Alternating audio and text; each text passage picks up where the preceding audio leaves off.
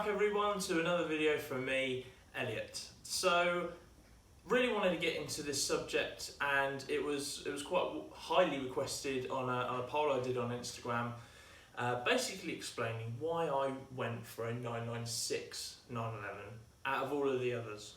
And I'm going to be covering some key areas that drove me to the decision, and hopefully things that will help you make the decision if you're looking to buy a Porsche as well.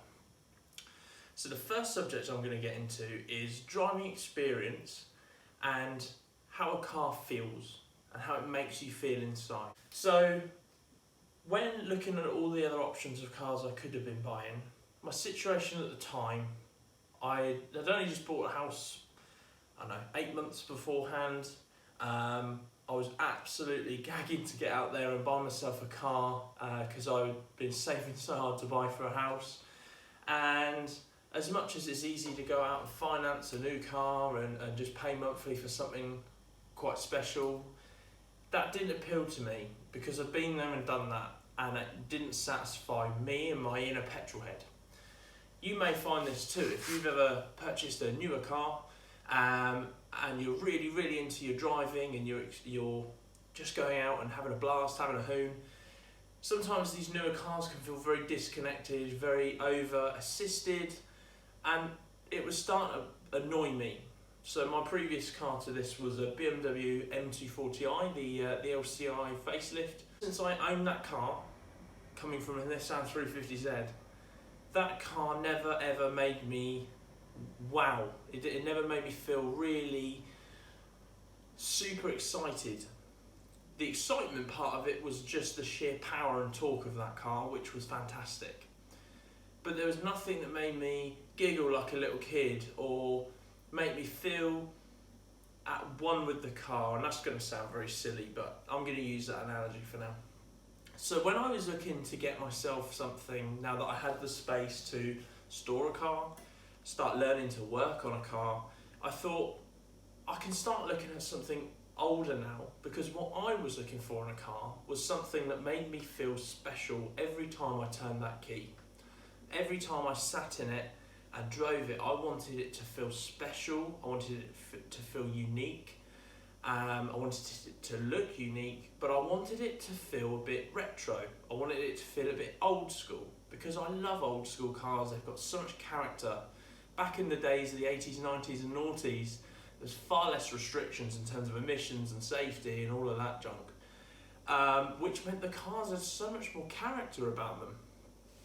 Whereas newer cars, they just don't. There's a few out there, don't get me wrong, that are amazing cars. I haven't driven loads, but I've driven a good variety. Coming from the motor trade, you get to drive lots of cars. So when I was looking at what can I get that's gonna serve that inner petrol head, and I was looking through Japanese cars, Silvias, Skylines, Evos.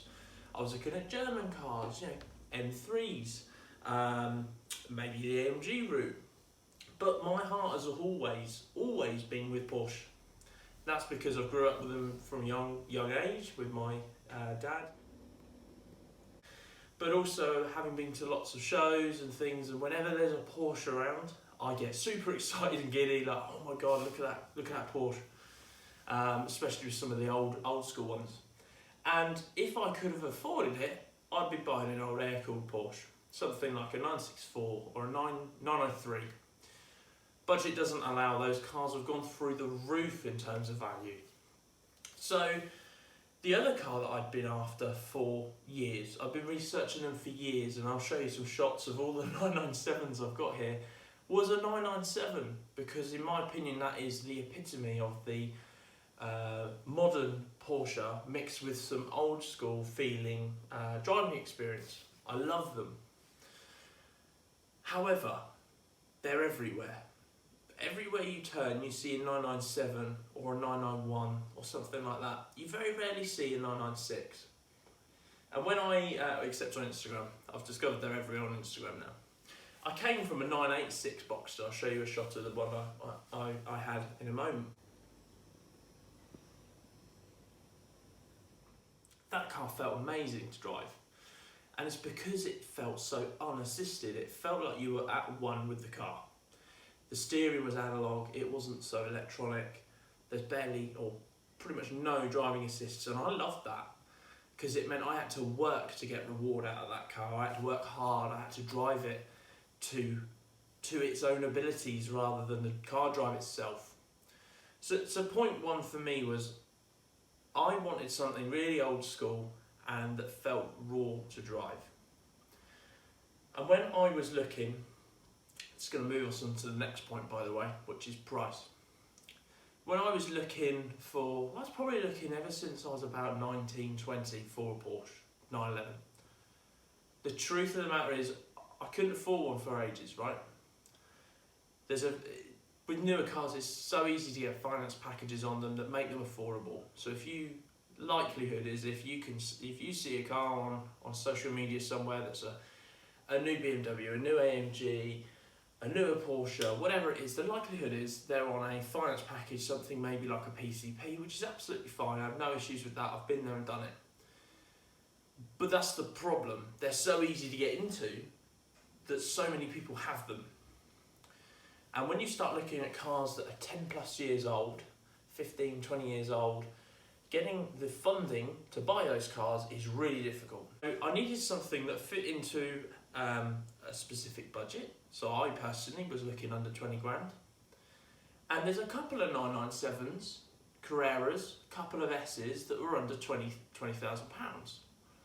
But when you actually look at what you're getting in terms of an example of car, suddenly your price creeps up dramatically.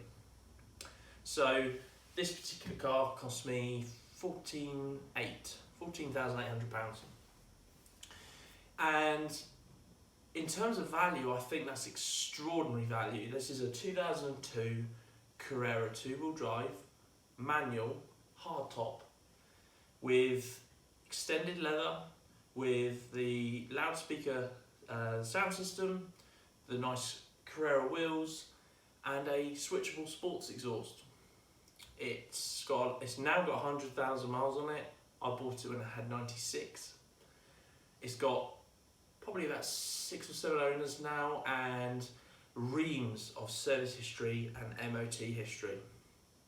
So in terms of a car for just under 15 grand, that does 0 to 60 in under 5 seconds, could top out at 180-ish, with 320 horsepower, and it's a 911. That was extraordinary value for money, in my opinion. And then when I actually started to test drive these cars and get behind the wheel of them, it clicked. The way it felt, going back to my earlier point, it felt so old school and raw feeling. I loved it. So the steering, as soon as you change the wheel, you can feel the texture of the road coming through the steering wheel, the gears and the clutch. When you go to heel toe downshift, it all works in absolute harmony. And then when you get it wrong and you drive it wrong, it tells you you've driven it wrong. And you have to drive it perfectly for it to perform perfectly. So you really have to work to drive it, and I love that. This car, unfortunately, I did have an accident in it, which I'm going to do another video on. So I did get it wrong. But it's because I'm getting out there and I'm driving it. I love going for a drive. I love getting out there on the country roads. Whatever it is, just to feel, hear and drive the car is brilliant. So in terms of the subject of price, a 997 at the time was for a Carrera with 100k on it, with pretty much no spec, was around the 18 grand to 20 grand mark. There was a couple of Carrera S's creeping into that as well. There's a very good reason I didn't go for one of them, as much as that's probably my dream affordable 911 is a Carrera S 997. A lot of engine related issues were putting me off. We'll get onto that in a moment, that'll be another point. So in terms of price, amazing value for money and an amazing driving experience for the money. We'll get on to point 3, which is looks. I think these cars look amazing. The 997 also looks amazing.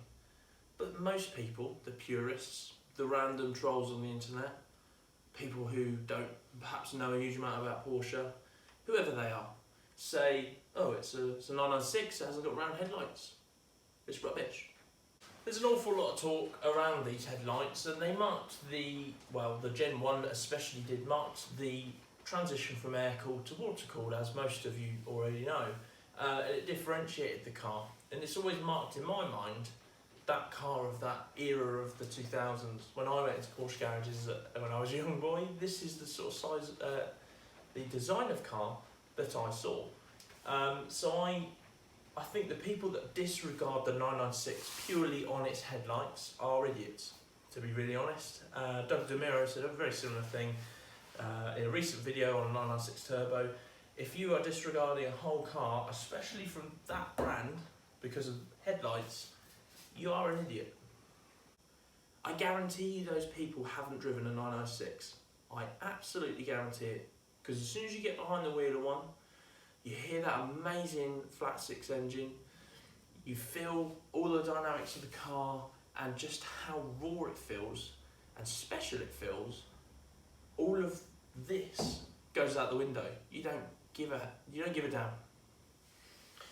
So if you ever see or hear of anyone putting down a 996, ask them if they've driven one.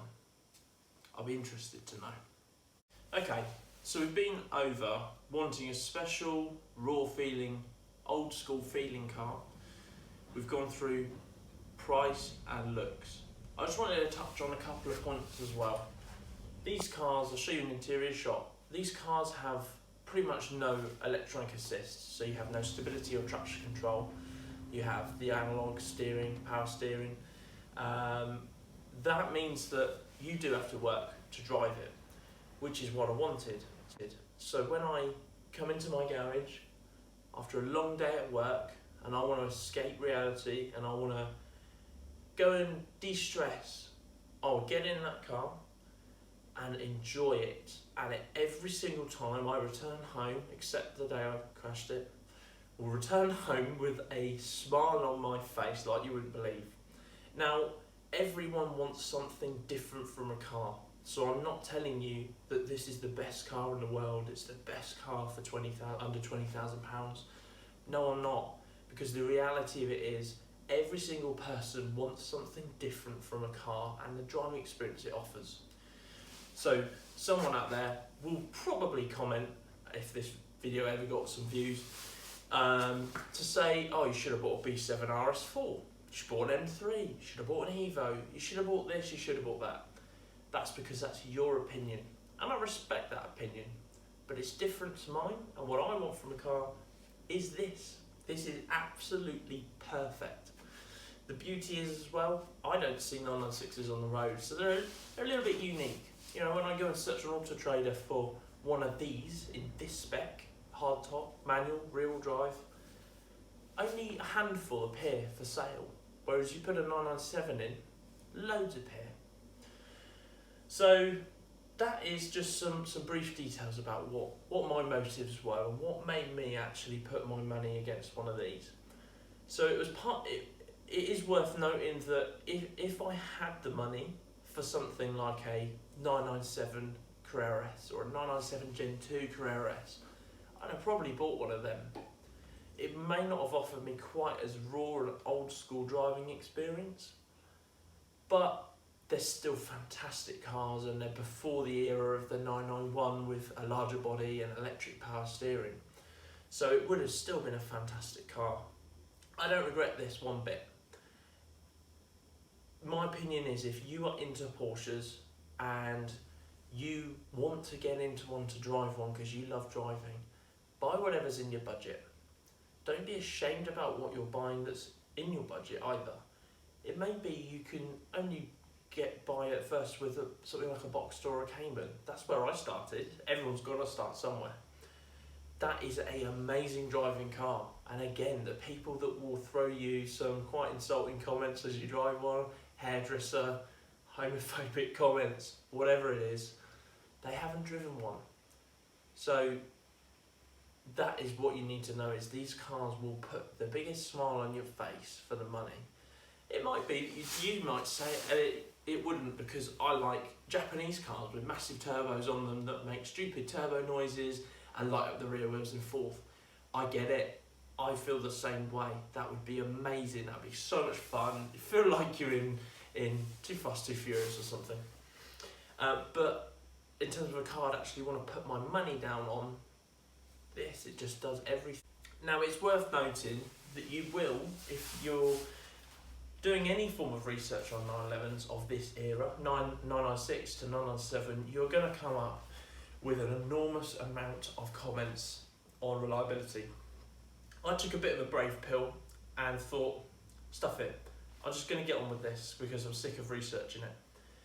The amount of comments you'll see about IMS bearings, intermediate shaft bearing, can often fail and blow the engine up essentially, as well as things like bore scoring, de-chunking, all sorts of stuff. They're all over the forums.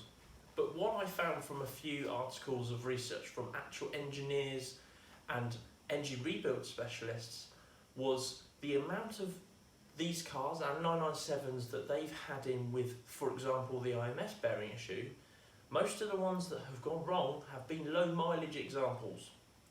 So that's a car that's sat around, barely been driven, not had the chance to be getting warmed up, get the lubrication around the engine, get out there and driven. These cars love to be driven and revved out. Whereas if you buy a car that's done 40,000 miles over 18 years, it's barely been driven, and that's nice in terms of having a nice example. But having a car that's been properly used and maintained, it might not be favourable. So I went for a car on purpose that had higher mileage and had a massive amount of service history with it. So this car has literally a folder this thick full of all of its service records, previous MOTs, stamps all through the book. It's had IMS bearing replaced, it's had the clutch, the flywheel, all the major things, and I'm going to continue to baby it and do whatever it needs doing because I want to keep it on the road. And I've always wanted this. I've always wanted a bit of a project car in a way. So all I would say is the 996 is a seriously good car for the money. It is fast. It's not as fast as a tuned hot hatch of this era, but if you got out of that tuned hot hatch and got into this I guarantee, if you love driving and hearing a naturally aspirated engine revving out, this is going to put more of a smile on your face. And you see tuned hot hatches everywhere now.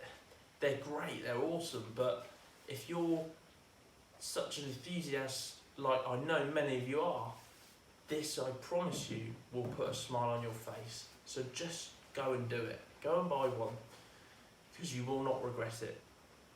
I hope this video helped explain what made me want to buy a 996, and hopefully that you found some points here relatable.